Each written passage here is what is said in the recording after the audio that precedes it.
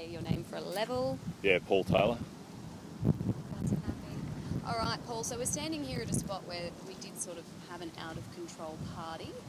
This new legislation, what do you hope to see achieved in Cairns? Yeah, well look, this is a classic example. Back on Saturday the 15th of February, this site here saw 300 kids, predominantly school-aged kids, attend a party that got out of control. It required up to 6 police crews to attend during 8 p.m. to 3 a.m. the next morning. 3 ambulance crews had to attend throughout the night.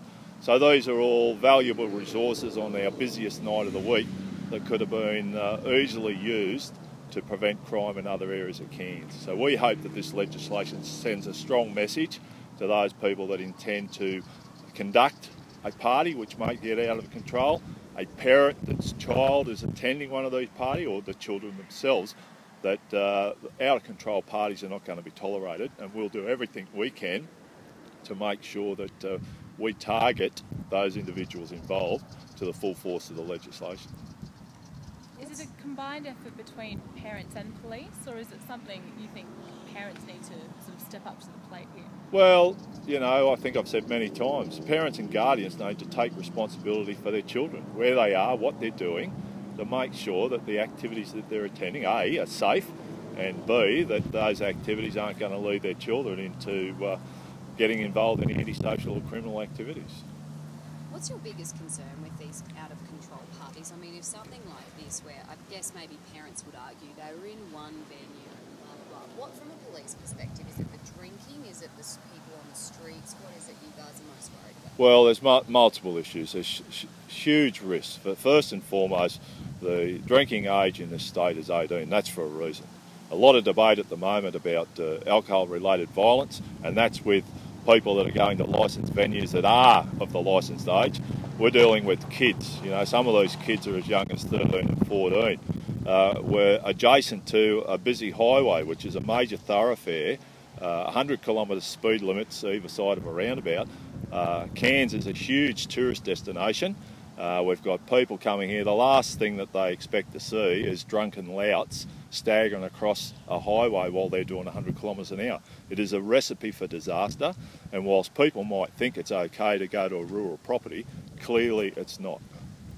Now you're also looking at trying to get this message out through schools. Tell us a little bit about that. Yeah, look, the school community, they're obviously concerned for their pupils as well, and they've been very active in making sure that they promote what the new legislation is all about, but more importantly promote the safe party activities. And there are checklists, whether you're a parent, a party organiser or a guest, where you can go through that checklist. There are ways of registering the party with the police and conducting it in a safe environment. Look, the other thing is that in my day when I went to a party, not that I had many friends, but I would invite those friends personally. Today we're using social media, and you end up with friends, enemies, people that their idea of fun is coming and wrecking the place, stealing property, creating havoc, and then move on to the next party. So that's the other medium that people don't understand. Obviously, police are aware of the risks, and you're calling for parents to be more involved. Do you think kids themselves and teenagers are aware of sort of the risk-taking behaviours that they're embarking on? Oh, look, I think back to when I was a kid.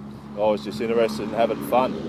You know, if people in authority and parents didn't check my behaviour, I'm sure I'd have had a lot of problems and exposed myself to a lot more risks than what I did. You know, this is about dealing with kids. Kids are kids. They do silly things. We've all done silly things as kids. This is about taking responsibility, and you know, this legislation is a tool which hopefully the community have had a gutful of the behaviour of some of these out-of-control parties. This legislation gives us a tool when the police respond to these, and remember that the police get injured at a lot of these things. They get abused, they get stuff thrown at them, so you know, it's a tool that we can use as well.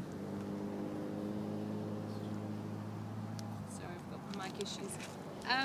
And social media as a site, obviously it's not something that Facebook, the company, can control and can manage, but who should be monitoring these social media sites? I can tell you now, the police monitor it. So if people think they're going to do these types of events through Facebook and we don't know about it, they're badly mistaken. we will use the legislation to its full force. So if you're a person that's promoting an event on Facebook and it gets out of control, expect a knock on the door from us. Obviously, I thought it was starting at 11. Obviously. So can I just get you to take me back to how this will improve how police are able to do their job with these situations?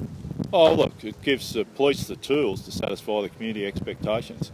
The community in Cairns, as with other parts of the state, for far too long have been terrorised by out-of-control parties, by drunken kids predominantly, doing stupid things that leave these parties and create havoc on their route home, put themselves at danger, other motorists at danger. So it really is a tool that hopefully people get the message and go onto the Safe Party site and do the right thing. Those that don't, well, obviously it provides us with the tools to bring them into account.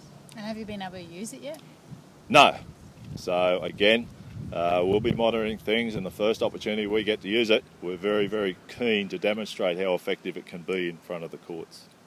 Paul, I'm very sorry, we've just had an issue with our mic, but can I ask you again? Again? The Facebook company, they won't monitor the goings on the social media sites, so who is looking over these sites? Look, Facebook is a site that police monitor. It's an excellent tool to gauge activities that are going on in the community, and like I said, we will continue to monitor sites, and if we see planning activities that are going on, we will try to disrupt them. If we have an out-of-control event, a party that has been planned by someone through Facebook, we will be targeting them, and they can expect a knock on the door.